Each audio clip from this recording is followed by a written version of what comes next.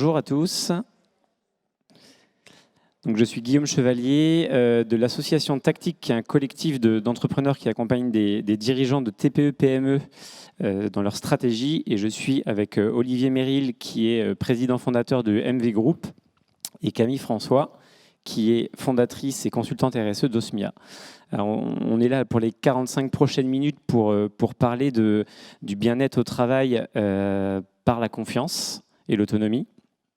Et peut-être pour commencer, vous pouvez peut-être déjà vous présenter tous les deux. Bonjour à tous. Alors, je m'appelle Camille François, j'ai créé Osmia il y a 2 ans maintenant et j'apporte aux entreprises des solutions en stratégie RSE, autant sur la partie diagnostic que sur les parties opérationnelles. Bonjour à tous, et moi je suis donc Olivier Meril, le fondateur d'MV Group, groupe que j'ai fondé il y a maintenant 11 ans en rachetant l'agence Mediaveil, une agence de web marketing. Et donc aujourd'hui on est MV Group composé de 8 filiales, on est implanté sur 11 villes en France, on est 320 collaborateurs et donc on apporte aux PME et aux ETI des solutions pour développer leur business grâce au digital. Alors, comme je disais, on est ensemble pour 45 minutes. On a une demi-heure d'échange, d'interview avec Olivier. Ensuite, on aura un point expert RSE avec Camille en conclusion de ces échanges. Et ensuite, on aura 10 minutes où on va faire remonter les questions qui ont été posées via l'application pour Olivier. Alors, déjà, pour commencer, Olivier, tu nous l'as dit succinctement, mais tu peux peut-être revenir un petit peu sur l'entreprise en bref. MV Group, qu'est-ce que c'est, l'historique? L'historique, ça part d'une agence, donc Mediaveil, qui a été créée il y a 20 ans, que je rachète il y a 11 ans. J'ai fait 20 ans dans le groupe Ouest France, à la régie publicitaire Précom. Et donc, j'ai décidé d'entreprendre, de tracer mon propre chemin, entre guillemets, et d'essayer de bâtir une entreprise qui me ressemble avec mes convictions et mes valeurs. Et donc, au fur et à mesure, on est parti de 10 collaborateurs. Et puis on a avancé étape par étape, société par société. Et donc, soit on a créé des nouvelles sociétés, soit on a racheté des entreprises. En fait, l'objectif, c'est d'accompagner les PME, mais sur l'intégralité du parcours client. Et donc, en leur apportant toutes les solutions que le digital peut leur apporter. Et donc, avec en gros 200 collaborateurs sur Rennes, on est 320 au total. Et donc, on a une trentaine à Lille, une trentaine à Tours, 25 à Nantes. Et puis, on est également présent à Paris, à Lyon, à Strasbourg, Bordeaux et Toulouse. Ok, beau développement. Alors, la qualité de vie au travail, le bien-être des collaborateurs, vous en avez fait une priorité. Est-ce que tu peux nous expliquer comment ce sujet-là il est arrivé dans l'entreprise et pourquoi vous avez fait ce choix-là? Alors, il est venu en fait naturellement. Moi, je pense que on a tous nos valeurs et finalement, il faut que l'entreprise soit le reflet de ce qu'est le patron ou de son encadrement. Et pendant longtemps, j'ai eu beaucoup de collaborateurs qui m'ont accompagné quand j'étais au sein de Précom, en passant d'une agence à une autre. Et ça a été un peu pareil pour la création d'MV Group. Et globalement, moi j'ai envie de construire une entreprise finalement où il fait bon vivre. Je travaille beaucoup, on passe beaucoup d'heures. Et ces heures-là, j'ai envie qu'elles soient agréables pour les collaborateurs, mais agréables également pour moi et pour les membres du CODIR. Et donc, alors, on n'avait pas forcément, on le faisait naturellement, mais on ne l'affirmait pas forcément au démarrage. Et je pense qu'il y a 4-5 ans peut-être, on s'est dit, on n'arrête pas de parler même du bien-être des collaborateurs, mais on est aussi dedans. Et on trime tous à bloc. Et donc, il y a aussi le bien-être du dirigeant. Et donc, on fait en sorte de créer un endroit où l'atmosphère est agréable. On peut se dire les choses de façon apaisée. On passe du temps à écouter, on explique les choses, on est pédagogue dessus pour justement avoir une certaine adhésion. C'est vrai qu'aujourd'hui, on a franchi un certain nombre de caps. Alors, on affirme et on communique dessus. Je communique beaucoup sur LinkedIn dessus, ce qui est aussi pour moi un moyen finalement d'essayer d'influer aussi la société, entre guillemets, en me disant si ça peut changer la mentalité de quelques dirigeants, et tant mieux, j'aurais contribué à ça. Et puis après, indirectement, c'est aussi bon pour l'entreprise, puisque du coup, on attire aussi des profils à qui ces valeurs-là parlent. Voilà, et puis on attire également des clients à qui ça parle. Tout le monde est en quête de sens. On entendait tout à l'heure sur la conférence précédente. Chacun a envie d'avoir du sens dans son action. Quand on est acheteur dans une entreprise, finalement, on a aussi envie, par son acte d'achat, de donner du sens. On le fait quand on est consommateur. Et ben, c'est la même chose quand on a la signature possible dans une entreprise. Voilà, et aujourd'hui, effectivement, bah, c'est assez magique puisque c'est cohérent dans l'intégralité de l'entreprise et quelles que soient les filiales, quelles que soient les villes, globalement, on a exactement la même culture, mais parce qu'on est droit dans nos bottes dessus et on l'affirme et on l'assume, hein, jusqu'au bout. Voilà, c'est aussi parce que ça nécessite aussi souvent, on parle souvent, j'ai parlé pendant longtemps de bienveillance, un peu moins maintenant.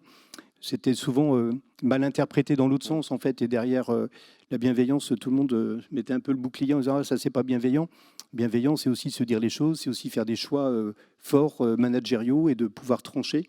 Hein, parce quand quelqu'un n'est pas en phase avec nos valeurs, on ne lui reproche pas de ne pas être en phase. On lui explique juste qu'il y a plein d'autres entreprises et que finalement, il peut exploiter ses valeurs et les exploiter ailleurs, mais que s'il est venu, ben, il a candidaté à une entreprise qui a affiché ses valeurs. Aux entretiens, on lui a présenté nos valeurs.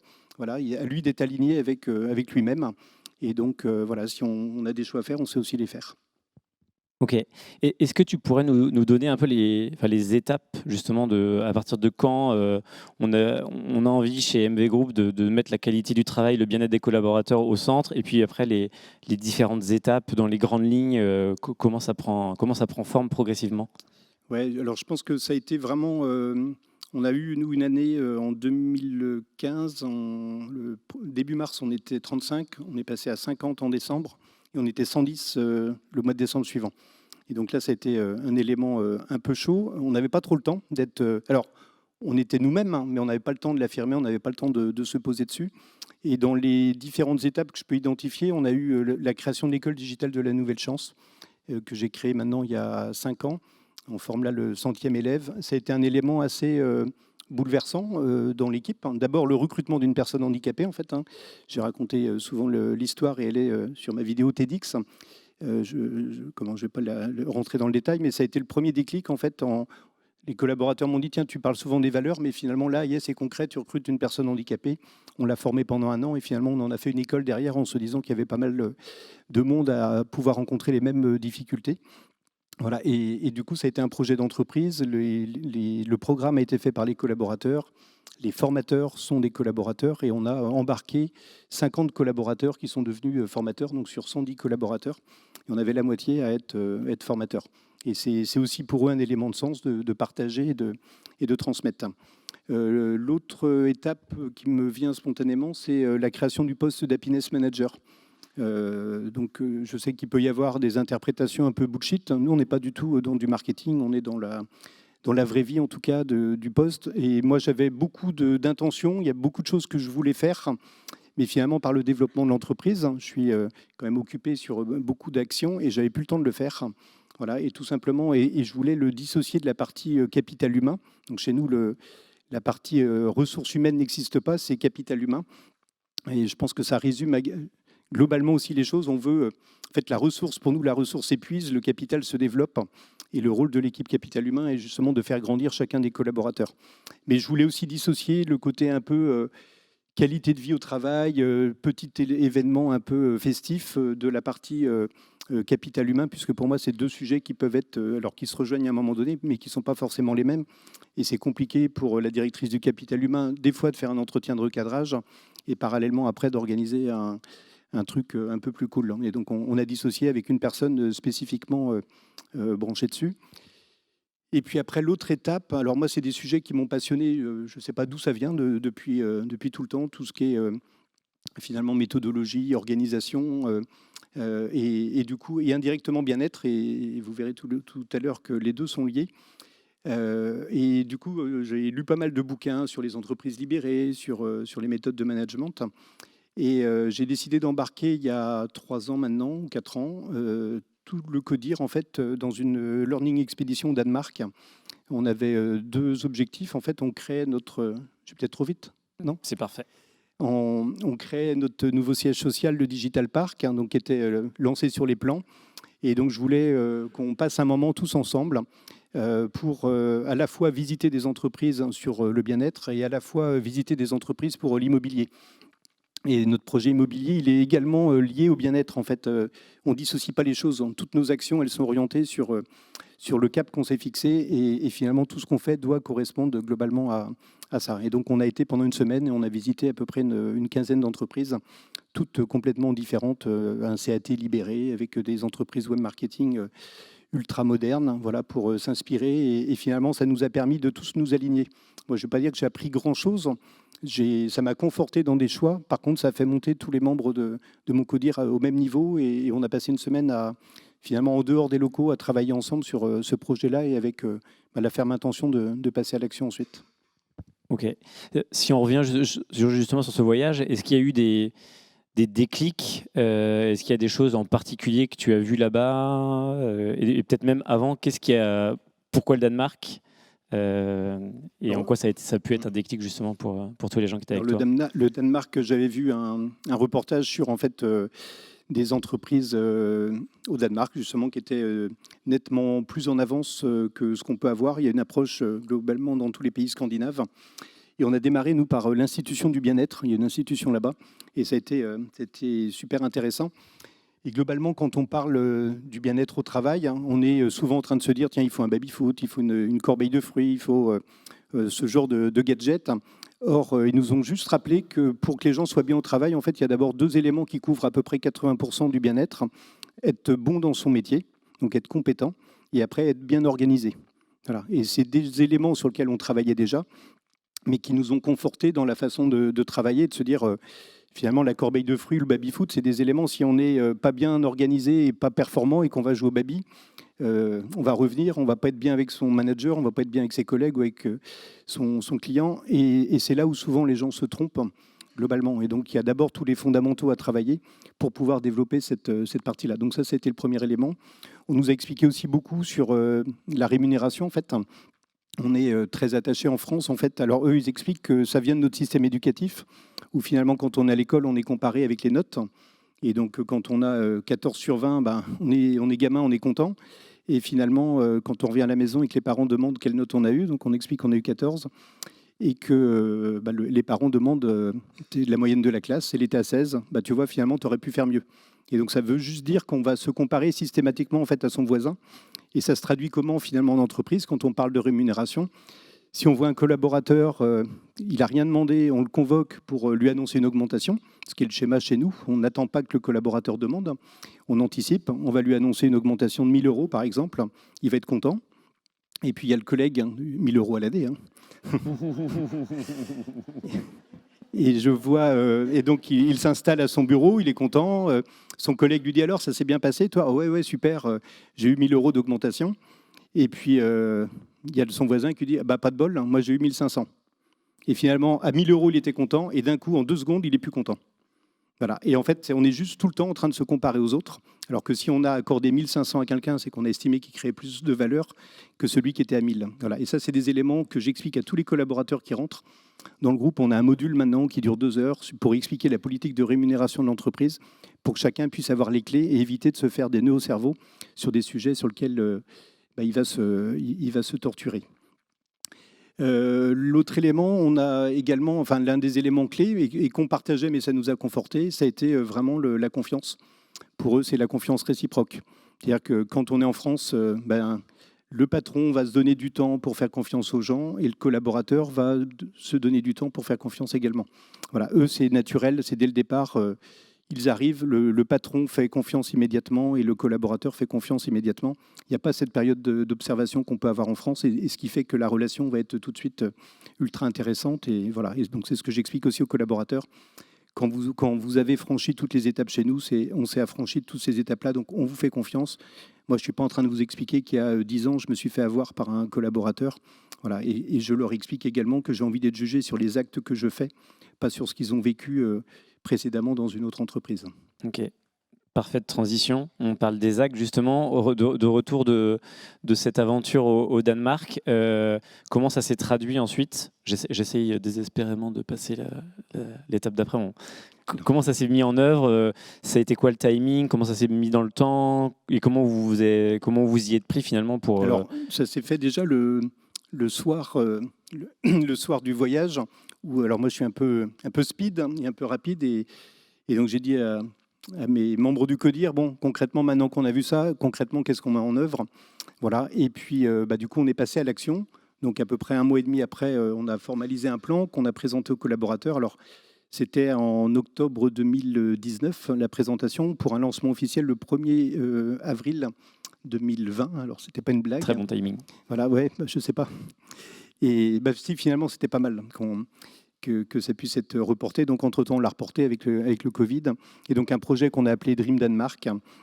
Voilà, en fait, on s'est mis dans la peau des collaborateurs, tout simplement en se disant, alors, dans leur peau et en les questionnant et on connaît par cœur les problématiques.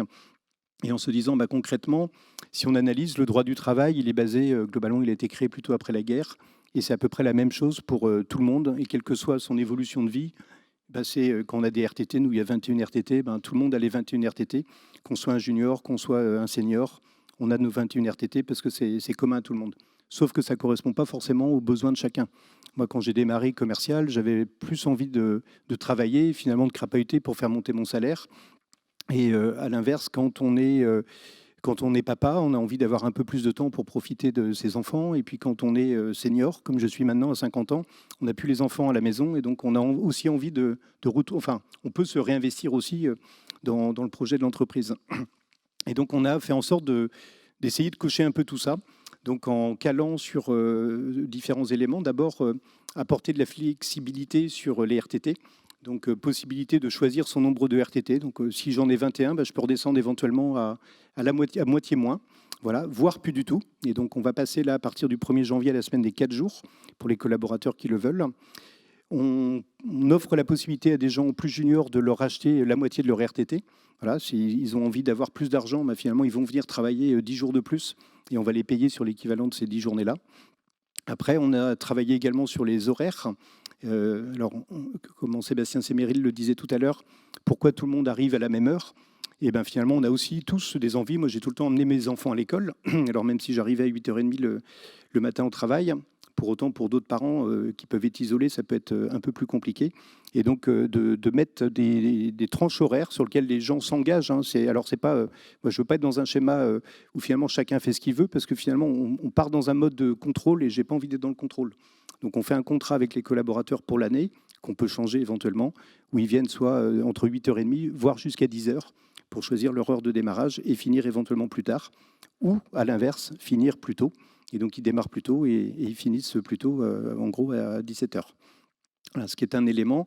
L'autre élément, il y avait le home office. Alors, entre-temps, le Covid a fait accélérer largement, mais c'était plutôt innovant à l'époque. Donc, on allait jusqu'à 2 jours de home office, donc ce qu'on a maintenu. Nous, on a des règles sur le home office. C'est moins de 6 mois d'ancienneté, il n'y a pas de home office, puisque la personne, elle arrive dans l'entreprise. Il faut qu'elle monte en compétences, qu'elle connaisse bien l'entreprise, qu'elle voit plus de monde pour être plus à l'aise et du coup mieux dans son job. Voilà, au bout de 6 mois, une journée, et au bout de 2 jours, au bout d'un an, elle aura 2 jours de home office. Voilà, et tout le temps les mêmes jours, pareil dans l'année. Et ce qu'on a retenu du Danemark, c'est le home office, ça fonctionne bien dès lors que les gens arrivent à se retrouver. Et donc on a sanctuarisé dans l'entreprise le mardi et le jeudi, où systématiquement il y a 100% de l'équipe. Nous, on n'est pas dans un schéma à faire de l'économie en immobilier. Le seul élément, si on veut avoir de la cohésion d'équipe, et nous on est beaucoup sur l'intelligence collective, ça ne peut marcher que si les gens se retrouvent. Donc ils peuvent prendre des RTT le lundi, le mercredi ou le vendredi. Ils peuvent être en home office le lundi, le mercredi ou le vendredi. Quand ils vont être en semaine des 4 jours, ils peuvent faire exactement la même chose, soit le lundi, soit le vendredi et soit le mercredi. Et si on a fait ces jours-là, c'est tout simplement parce qu'on s'est mis dans leur peau. On a beaucoup de jeunes collaborateurs et des moins jeunes. Quand on est parent, on a peut-être envie de passer son mercredi avec ses enfants. Quand on est plus jeune, voire moins jeune, on a envie de passer des week-ends prolongés, donc soit avoir son vendredi, soit avoir son lundi. Si on avait voulu tourner la chose côté entreprise, on aurait fait dans l'autre sens. On aurait laissé le mardi et le jeudi, et voilà. Mais c'était pas en phase globalement. Donc ça a été une étape. Et donc dernier élément, dans ce projet-là, c'est la possibilité qui est offerte aux collaborateurs de cumuler. Donc dès lors qu'ils ont 4 ans d'ancienneté dans l'entreprise, possibilité de cumuler leur congé, leur RTT pendant 2 ans, pour leur permettre de faire un voyage dans le monde ou un loisir, en tout cas partir de l'entreprise pendant 3 mois, 6 mois, 1 an éventuellement, avec une garantie, c'est qu'on les recrute, qu'on les reprenne bien évidemment à leur poste, à leur retour. Voilà, donc on l'avait annoncé en octobre, on devait le lancer en avril, donc on leur a expliqué qu'on on le mettait en pause et que dès que on allait retrouver un peu de normalité, on le relançait. Donc, on a retrouvé cette normalité-là, donc on le relance au 1er janvier. Ok, super. Donc de la flexibilité, mais avec un cadre bien défini et des règles partagées par tous. Alors le cadre, c'est aussi un élément qu'on a appris au Danemark. Dans le CAT libéré qu'on a vu, la patronne, elle a passé 15 jours à bâtir ce cadre-là. Elle dit, moi, tout le monde est libre de faire ce qu'il veut dans l'entreprise, dès lors que ça respecte le cadre. Sur ce projet-là, pour info, on n'intervient pas du tout, nous, dans le management. C'est-à-dire qu'on a fait un fichier Excel, on a expliqué la règle, il y a les enjeux pour nos clients. On doit d'abord bien servir nos clients, puisque c'est ça qui fait que l'entreprise est performante. Comme elle est performante, on va pouvoir du coup apporter de l'avantage social pour les collaborateurs. Et donc, les binômes doivent s'organiser automatiquement pour couvrir une plage horaire le matin et le soir pour que le client puisse appeler à n'importe quel moment et qu'il puisse être servi.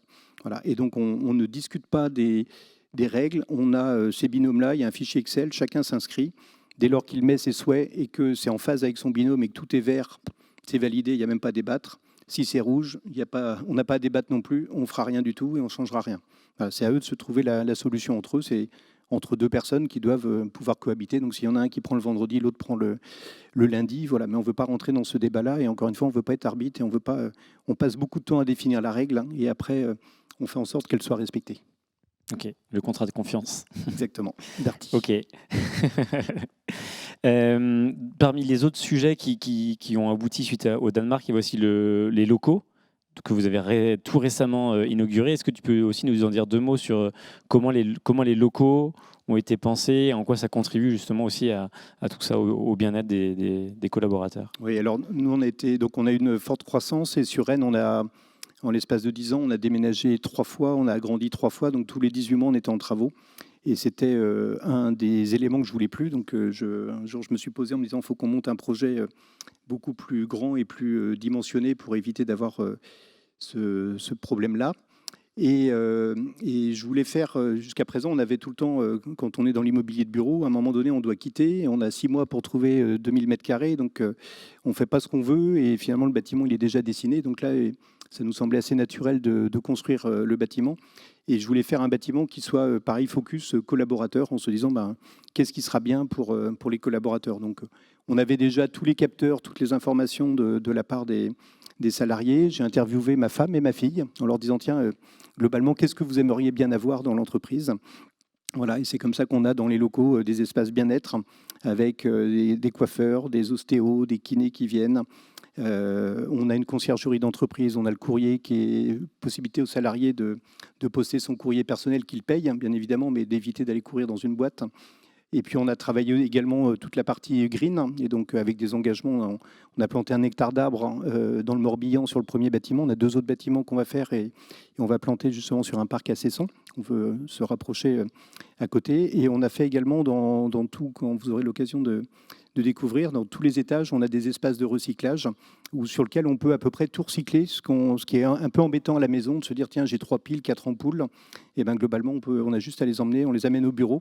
Et en fait, quels que soient les étages, il y a des espaces de recyclage un peu différents qui permettent globalement de tout recycler. Et donc, les locaux, donc on s'est beaucoup inspiré là, du Danemark sur la tonalité. On a fait du blanc, du noir, du bois et des plantes, globalement, avec un espace... Alors, on a pris en compte toutes leurs contraintes. Chez eux, la séparation entre les bureaux, elle est réglementaire. 1,50 m minimum entre 2 bureaux, quand les gens sont dos à dos. Donc, on a pris ça en compte. On a fait des hauteurs sous plafond qui sont très élevées pour éviter d'avoir du bruit. On est beaucoup en open space. On a fait beaucoup d'espace pour s'isoler, des box, donc des cabines. On est à 1, à 2, à 3. Beaucoup de salles de réunion qui sont toutes différentes, pareil, en se disant on est tous un peu différents. Et donc, on peut globalement avoir des envies différentes à des moments différents. Donc, ils peuvent réserver dans ces espaces-là. On a travaillé la luminosité également. Dans beaucoup de bureaux, c'est un peu des grille-pains et donc on est ultra ébloui. Et là, nous, on n'a que de la lumière indirecte dans les parties communes. Et puis, du coup, on peut la régler pour que chaque pôle puisse régler l'intensité. Et puis après, petite musique d'ambiance également dans les parties communes, la musique détente qui dégage une atmosphère et des couleurs. On était beaucoup sur les couleurs très acidulées, un peu à la Google sur les anciens bâtiments. Et là, on est sur des couleurs très feutrées, voilà, pour faire une ambiance vraiment hyper calme et zen, et qui favorise finalement la concentration et qui favorise le bien-être aussi physiquement en fait. Ok. Tu m'avais parlé aussi de quelque chose qui peut paraître un détail, mais des postes de travail qui sont identiques pour tous, pour pouvoir justement s'installer partout, en disant c'est une charge mentale encore en moins pour les personnes qui travaillent chez Alors, MV Group. enfin, chacun a son poste. Mhm. Ça, comme dans toutes les entreprises, de temps en temps, on nous a dit tiens, est-ce que vous faites du flex office? Moi, j'ai fait pendant 4 ans du flex office. J'ai à nouveau un bureau et je me rends compte que ça fait du bien d'avoir son petit bureau, rien que pour poser ses affaires. Et en fait, je suis plutôt contre le flex office, tout simplement. Nous, on a beaucoup travaillé sur le management par les couleurs. Et en fait, alors ceux qui connaissent, les gens qui sont bleus ou qui sont verts, ils ont plutôt besoin de repères assez solides. Et du coup, on les met en stress si jamais ils ne savent pas à quel endroit ils se mettent. Donc, on a les bureaux pour tout le monde. Et après, on est en ordi portable. Donc, chacun peut s'isoler. Quand il a besoin, il a tous les espaces pour le faire tranquillement selon ses besoins. Et nous, pareil, derrière le bien-être, il y a tout le matériel qui va bien avec, les casques. Voilà, dès qu'ils ont besoin de matériel, on leur achète le matériel qu'il faut. Ils travaillent tous avec 2, voire 3 écrans systématiquement pour être à l'aise. Ok, super. Donc, déjà, un long chemin a déjà été fait, mais tu as toujours des projets en tête. Donc, la question, c'est, et maintenant, c'est quoi la suite? Pour l'entreprise, alors c'est dans le développement, on n'a pas, nous, notre dernier plan d'action, il s'appelle Waouh 2023. On l'a présenté il y a maintenant 2 ans aux collaborateurs, 2 ans et demi. On n'a pas mis de chiffres volontairement, on n'a pas mis d'objectifs de salariés. C'est pas ça qui nous fait avancer. Moi, j'ai envie de vivre une bonne expérience, un truc agréable. Et donc là, on a d'abord racheté une entreprise à Lille au mois d'avril et j'ai racheté la moitié des parts de mon associé à Tours en mardi dernier. Et donc là, l'objectif, c'est de finir de bien intégrer pour que justement ils vivent la vraie expérience MV Group. Quand on est à distance, c'est pas forcément la même chose que quand on est à Rennes. Et donc ça passe aussi par des investissements dans l'immobilier, exactement pareil, des locaux. Ça fait partie des points d'amélioration. Et donc là, je passe d'abord beaucoup de temps dessus pour développer. On est beaucoup après en croissance organique. Donc quand il y a des opportunités, mais nous, pareil, quand on a fait des croissances externes, le premier mot d'abord, c'est est-ce qu'on partage les mêmes valeurs avec la personne en face. Voilà, si on ne partage pas les mêmes valeurs, moi, j'ai pas envie de m'emmerder, je vais devoir travailler avec. Et si ça ne correspond pas, j'aime autant faire autre chose. En tout cas, on a tellement de choses à faire dans notre propre entreprise. On est sur une croissance organique importante, donc ça nous suffit. Et puis, on a présenté début septembre deux grands axes qu'on veut développer. On veut aller en fait, finalement au bout de nos convictions. Et donc, le premier, c'est qu'on va transformer MV Group en entreprise à mission. Donc, à partir, pareil, du 1er janvier, c'est un élément sur lequel on travaille depuis longtemps. En fait, ce que je voulais dire tout à l'heure sur notre projet Waouh 2023, les 2 piliers en fait, qu'on a présentés aux salariés, c'est d'être green et solidaire, en fait, d'avoir un impact positif sur la société. Finalement, d'avoir une boîte qui fait du business, c'est bien, mais si rien n'est positif autour, il y a assez peu d'intérêt. En tout cas, moi, je n'éprouve pas de plaisir et je n'éprouve pas d'intérêt à faire ça comme tous les membres du CODIR. Donc, c'est ça qui nous fait particulièrement avancer. Donc, on veut aller au bout en transformant du coup en entreprise à mission. Et puis, parallèlement, on aide beaucoup d'associations, beaucoup de gens. Moi, j'avance un peu au coup de cœur selon les rencontres. La dernière fois à TEDx Rennes, là, il y a un ancien prisonnier, Abid, qui a présenté qui a fait son TED. Voilà, j'ai pris contact avec lui et on va avancer ensemble sur des projets. C'est ça qui me stimule. Et donc pour aller plus loin, on va créer une fondation MV Group qu'on a dotée de 200 000 euros pour justement développer 2 choses, c'est favoriser l'éducation et lutter contre la fracture numérique dans le monde.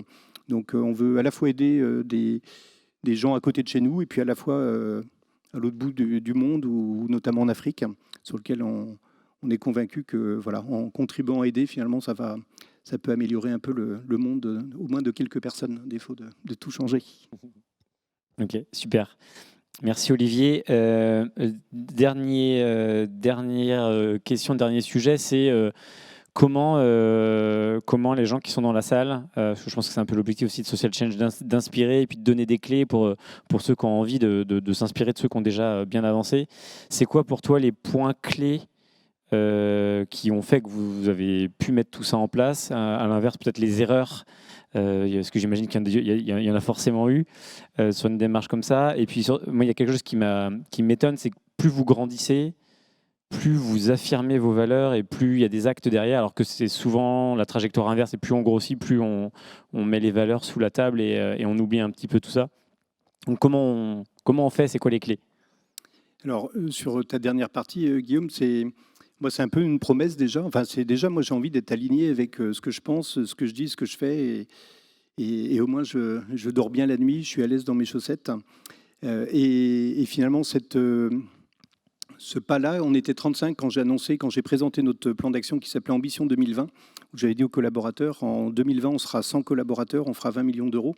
Et j'ai un collaborateur qui était au premier rang, qui est toujours là, et qui m'avait dit, Olivier, ouais, mais là, la boîte, elle est sympa, et après, ça va plus être pareil. Et je lui ai dit, enfin, ça va plus être pareil, ça, c'est toi qui le décides. En fait, c'est nous qui avons les clés, et on peut continuer à être pareil. Et au contraire, je pense que d'abord, je trouve que c'est égoïste, puisque si finalement, à 35, on est heureux, ben, si on en met un 36e, un 37e, on va apporter aussi du bien-être à d'autres personnes. Et donc, plus on va être nombreux, mieux ça va être.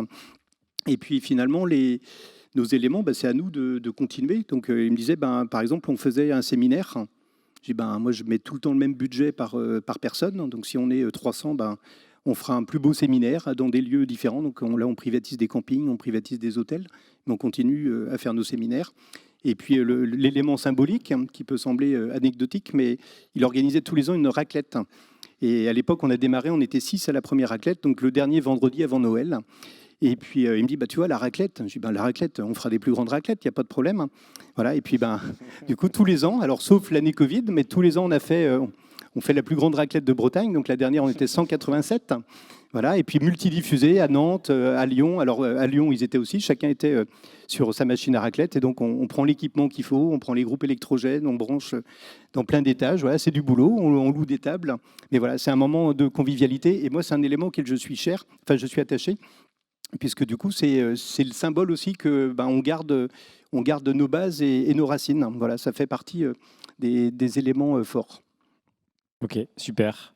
Et les petits écueils à éviter pour pas tomber peut-être dans les travers, des clichés dont tu parlais tout à l'heure, ou enfin, comment on fait pour s'assurer que cette démarche-là, elle est pérenne, qu'on n'oublie pas les choses Bah, pour moi, il faut d'abord que le patron soit en phase. En fait, moi, je ne dis pas qu'il faut faire ce qu'on fait. Je dis juste qu'on est tous différents et donc chaque patron a aussi ses valeurs. Et donc, c'est de faire en sorte de produire ce qui lui parle à lui. Et donc, il arrivera à embarquer ses équipes, il arrivera à mettre des moyens pour le faire. Pour moi, la grosse erreur, c'est un peu ce qu'on voit, et ça se transforme en bullshit, c'est que les gens affirment des choses et finalement, la perception du collaborateur dans l'entreprise, elle est radicalement différente. Et donc là, auquel cas, bah, c'est du marketing, et donc, vaut mieux rien faire, hein, parce que c'est pire, en fait. Donc pour moi, c'est ça le gros écueil. Et c'est vrai que moi, c'est assez facile. On partage, nous, déjà, tous les membres du CODIR, exactement les mêmes valeurs, pas forcément affichées ou de façon aussi forte. Voilà. Et puis nous, c'est notre guide aujourd'hui. Donc on reste bien campé dedans. Ça ne nous empêche pas d'entendre des choses, de regarder. Et puis encore une fois que c'est amorcé, c'est ultra plaisant. On a des retours de dingue de la part des collaborateurs, d'associations, de gens à côté. Et finalement, on se couche le soir. On a fait des belles rencontres, on a avancé, on a le retour de nos enfants. Moi, ça a été aussi un des éléments ultra touchants de savoir que mes gosses sont contents et sont fiers de ce que je fais. Non pas la taille de la boîte, c'est ce que je produis au quotidien. Voilà, et puis de créer des emplois pérennes sur lesquels où les gens sont bien. Voilà, on change des vies. Comme tout entrepreneur, ils achètent leur maison, ils s'installent, ils ont pas mal au ventre le matin quand ils viennent au bureau, ils ont des coups de mou, on les accompagne. Voilà, par contre, c'est beaucoup, beaucoup, beaucoup d'énergie en permanence. Voilà, et c'est pour ça que pour moi, il faut d'abord que la boîte soit plus facile de le faire quand la boîte est en forme économiquement. Hein, c'est quand elle est moins en forme, tout le monde se remet focus sur le business. Hein, voilà, on essaye de tout jongler et on voit que c'est pas incompatible. Voilà. Après, les grosses erreurs, c'est les erreurs normales. Ouais, on s'est trompé sur des personnes qui... Nous, on peut avoir des gens qui viennent en affichant nos valeurs, voilà, et on les détecte assez vite. Des fois, ils passent au travers des mailles, puisqu'on les embauche. Et voilà, après, l'arbitrage, c'est de trancher, de se dire on n'est pas en phase. Voilà, moi, j'attaque jamais la personne. On est différent. Et encore une fois, il y a plein d'opportunités à côté. Donc, si ce qu'on fait ne lui parle pas, il peut totalement aller exercer ses compétences dans d'autres entreprises qui vont lui parler. Ok, super. Merci beaucoup, Olivier. On va passer à l'œil de l'expert. On peut applaudir Olivier.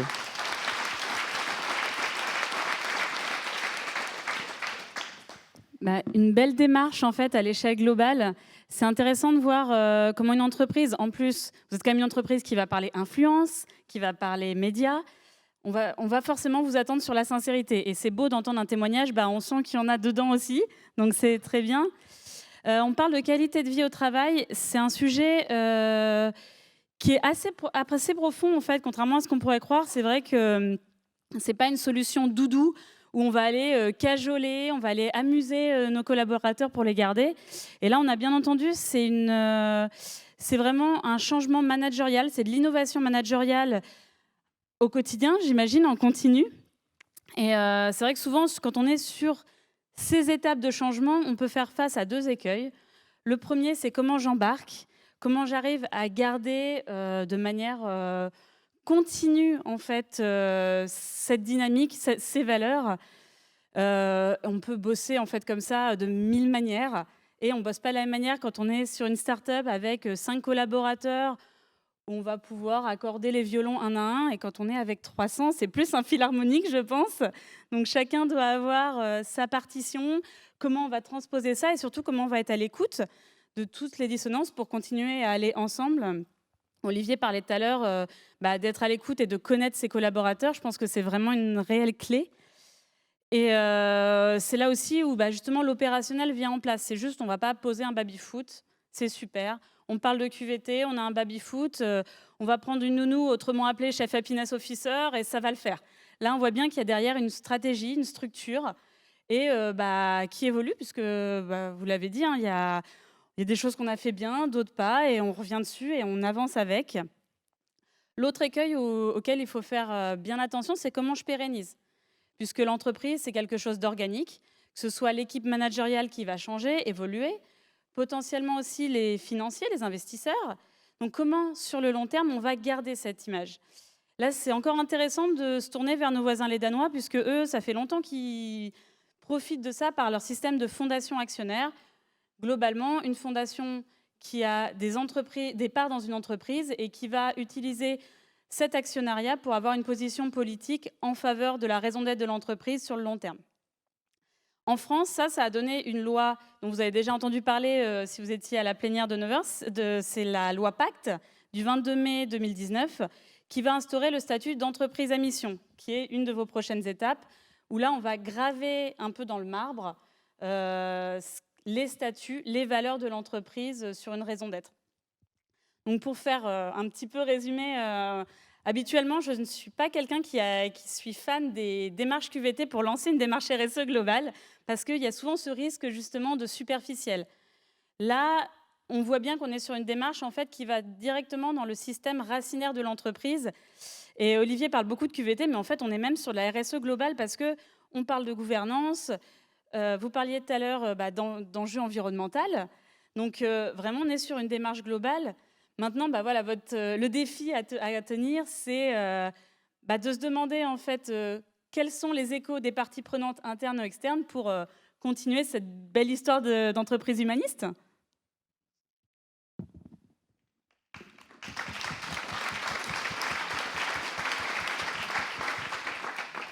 Alors, pour finir ce temps ensemble, on avait quelques questions qui sont remontées par l'application. La première, Olivier, c'était vous annoncez vouloir créer une fondation d'entreprise. Pourquoi ? Qu'est-ce qui a motivé la volonté de créer cette fondation ? Pourquoi ? Pour organiser beaucoup plus de soutien et de façon plus structurée. Donc on veut faire un groupe. On a fait un questionnaire à la fin de notre séminaire là, où on a présenté tous les projets, où chaque collaborateur va pouvoir s'inscrire sur tous les projets qu'on a. Donc je suis passé dessus, mais on a un Green Protector Officer, donc un collaborateur qui est green, qui fait son job à côté, mais que je vois une fois par mois. Il a un groupe de 15 collaborateurs qui va lui remonter tous les sujets green et pour nous faire avancer sur un certain nombre de choses. Donc on bâtit ça avec eux. Là, on va lancer une flotte de vélos électriques qu'on propose aux collaborateurs, pareil, de Rennes. Voilà, c'est tout ce genre de choses. Et donc là, on aide, mais de façon ponctuelle et occasionnelle. Là, ça va être de façon un peu plus structurée et de façon plus puissante, puisque ça ne va pas être les mêmes moyens qu'on va mettre. Et on veut faire je voudrais faire un groupe en gros trimestriel où finalement les collaborateurs vont aussi choisir les dossiers finalement qu'ils ont envie de soutenir. Voilà, on va les amener au fur et à mesure et chacun va choisir que ce soit un peu le reflet de leurs actions, puisqu'on va le faire avec finalement l'argent de l'entreprise, qui est bien le fruit du travail de tout le monde. Dès lors nous, on a donné le cadre, pareil, on a dit éducation et lutter contre la fracture numérique. Dès lors que ça répond à ça, finalement, que ce soit un projet ou un autre projet, on veut dire, ça va être eux les libres arbitres. Ok, super, merci.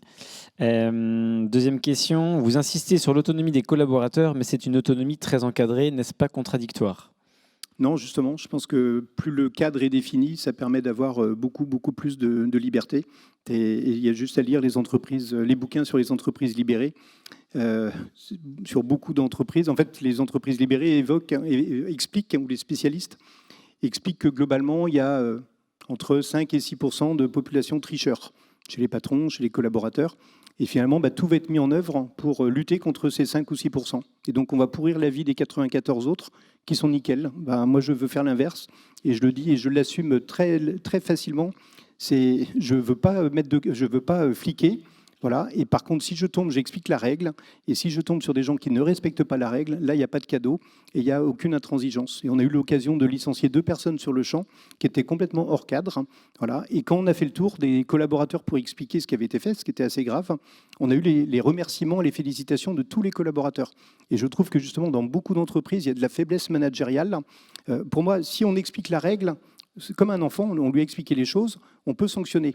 Si on n'a pas expliqué la règle, et c'est souvent ça, on est souvent sur des non-dits, il ne faut pas faire de vagues, il ne faut pas trop en parler, et du coup on se retrouve dans des trucs ventre mou, où il n'y a pas de décisions qui sont prises, et donc la personne qui est borderline, finalement elle va continuer à l'être, et donc ça va donner des exemples.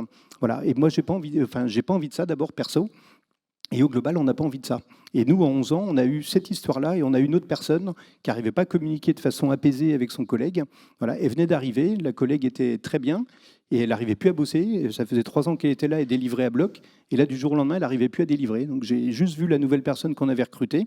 On lui a expliqué 1 fois, 2 fois, 3 fois. Et puis au final, on s'en est séparés. Et pour moi, ça fait partie des enjeux. Et il y a trop d'endroits où il y a de la faiblesse managériale, où chacun... finalement, a peur d'affronter les choses. Nous, elles sont dites, elles sont expliquées, donc c'est tellement plus facile. Et ça donne un cadre aussi pour les managers, parce que nous, dans nos enjeux, ça a été de faire monter aussi beaucoup de collaborateurs en management. Et c'est notre difficulté, d'ailleurs, d'intégrer des managers de l'extérieur. Parce qu'on s'est trompé, par exemple, sur un directeur commercial, où finalement, il nous affichait nos valeurs, sauf qu'il les vivait pas du tout. Et donc, assez vite, on l'a détecté, on s'en est séparés. On a plutôt pris le parti de faire monter des collaborateurs qui n'avaient pas forcément toute la compétence. Mais par contre, par la relation de confiance qu'on a réussi à créer au fur et à mesure, on a réussi à les faire monter. Et du coup, on sait que nos valeurs, elles sont partagées, elles sont diffusées de façon extrêmement puissante à tous les niveaux. Parce que ça peut être effectivement la difficulté. Moi, j'ai plus la même relation avec mes collaborateurs quand on était 10 au départ qu'aujourd'hui, quand on est 300. Pour autant, ça n'enlève pas la proximité. Là à Tours, je fais les entretiens individuels de tous les collaborateurs parce que j'ai besoin de les connaître, voilà, pour bâtir mon projet avec eux et je vais prendre des éléments de captation. Enfin, ça va être à moi de faire la synthèse après entre ma vision et la nourrir avec leurs éléments à eux. Autre question, suite au voyage au Danemark, est-ce qu'il y a des solutions que vous avez vues là-bas et que vous n'avez pas souhaité appliquer ? Et deuxième question qui est liée, c'est est-ce qu'il y en a que vous avez identifié, que vous avez envie de mettre en œuvre, mais que vous n'avez pas encore eu l'occasion de faire ? Alors, il y a dû y en avoir qu'on n'a pas retenu parce que globalement, on n'a pas pu tout prendre. On a pris celles qui nous parlaient, on a pris celles qui étaient les plus proches. Il y en a sur lesquelles qui nous ont marqués et c'est la difficulté au quotidien. Par exemple, moi, je travaille aussi beaucoup sur la charge cognitive des collaborateurs. Si on veut être dans le bien-être, il faut limiter le nombre de mails. On a travaillé les canaux de communication on a un outil de gestion de projet. Donc, tous les projets internes ou clients sont traités sur cet outil-là, ce qui nous a fait baisser fortement le nombre de mails, moins 31 sur l'entreprise. Donc, c'est bon pour la charge cognitive, c'est bon pour la productivité, c'est bon pour la planète. Donc ça coche vraiment toutes les cases. Et à chaque fois, souvent, on fait en sorte de cocher ces cases-là. Et l'un des éléments qui nous a aussi fait avancer, alors ça nous a éduqués, mais après, on est pris un peu dans l'engrenage de la dynamique, mais c'est de faire un projet stratégique par mois. C'est-à-dire de ne pas lancer 18 projets en même temps le même mois. Ça va faire cramer tout le monde. Et c'est quand même un peu souvent dans plein d'entreprises. Et finalement... on a moins de satisfaction. On n'a pas, tout à l'heure à la conférence précédente, on parlait des petits pas. Moi, je suis très attaché à ça. Les petits pas font qu'on va réaliser quelque chose. Comme on a réalisé, on a une satisfaction personnelle. Comme on a une satisfaction personnelle, on est plus dans le bien-être. On a plus envie d'apprendre. Et du coup, comme on a plus envie d'apprendre, on a moins de peur. Et du coup, tout se facilite. Et donc, l'un des éléments pour moi, se focuser sur des projets bien clairs, bien identifiés et pas en faire trop en même temps et bien les aboutir. Ouvrir un dossier, fermer le dossier. Voilà, c'est des éléments qui sont basiques mais qui sont extrêmement intéressants. Ok, super. On a le temps pour une ou deux autres questions.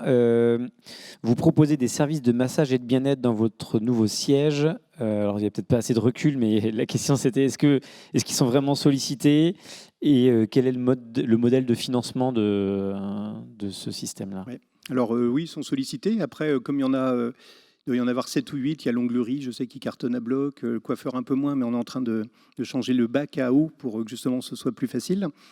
Donc il fonctionne, c'est un vrai service, hein, pareil pour le collaborateur, il est 2 étages en dessous, il monte, il prend son rendez-vous. Donc nous, le deal, c'est qu'il prenne son rendez-vous sur les heures de travail, ou après ou avant, mais si c'est sur les heures de travail, on lui demande juste de décaler son heure de fin. Voilà, de rattraper finalement son heure. Et c'est lui qui finance. On a juste négocié, nous, au global. Et on ne facture rien aux prestataires qui viennent. Ils ont 2 espaces qui sont aménagés. Il n'y a pas de loyer, il n'y a rien. C'est dire, on veut juste que vous apportiez le top service. Donc ça a été sélectionné par des collaborateurs. On les a sollicités en amont pour savoir s'ils connaissaient une onglerie, un coiffeur, un ostéo, un kiné. Et du coup, on fait les tests. Et en fait, après, c'est un peu le prix du marché. C'est que si c'est trop cher ou si c'est pas performant, il a moins de clients et du coup, il vient moins.